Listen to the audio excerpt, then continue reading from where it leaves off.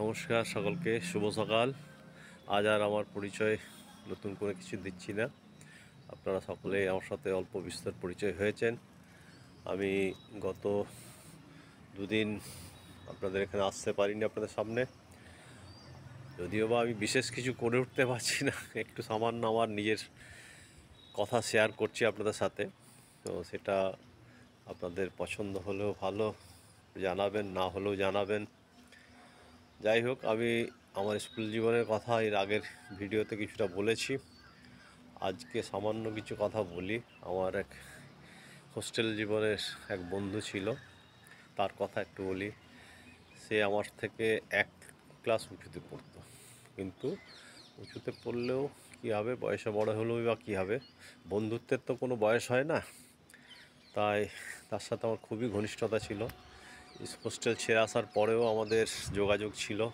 তখনকার দিনে তো মোবাইল ফোন এসবের ব্যাপার ছিল না, তাই চিঠির মাধ্যমে যোগাযোগ হতো এবং সেটি বহু বছর চলেছিল।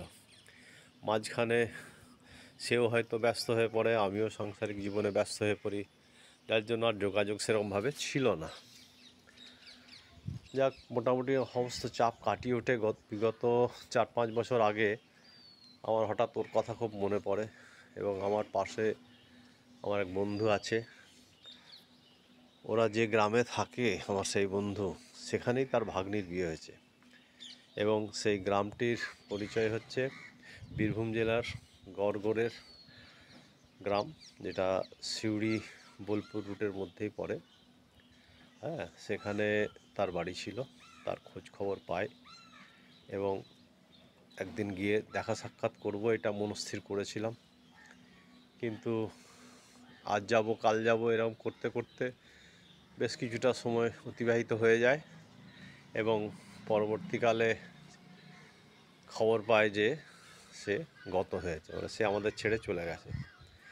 যার জন্য মনটাও তখন খুব ভেঙে গেছিলো যে এত আশা করেছিলাম দেখা হবে অনেক দিন পর, কীরকম তার চেহারা হয়েছে, কীরকম তাকে দেখতে হয়েছে, কেননা আমাদের তো ছোটোবেলার পরিচয়, ছোটোবেলার ছবিটা মনের মধ্যে আছে। তো সেটা আশা ছিল মনের মধ্যে খুব, কিন্তু আশাহত করে আমাদের চলে গেল। যাই হোক, সে যেখানেই থাক, সে যেন ভালো থাকে, সুস্থ থাকে এবং তার আত্মার শান্তি কামনা করি। সেই কামনা করেই, আর এর চেয়ে বেশি তো কিছু করার নেই, তার সাথে তো আর দেখা হবে না কোনো দিন। তো এই হচ্ছে আমার সেই হোস্টেল জীবনের বন্ধুর কথা। যাই গুছিয়ে বলতে পারলাম কি না।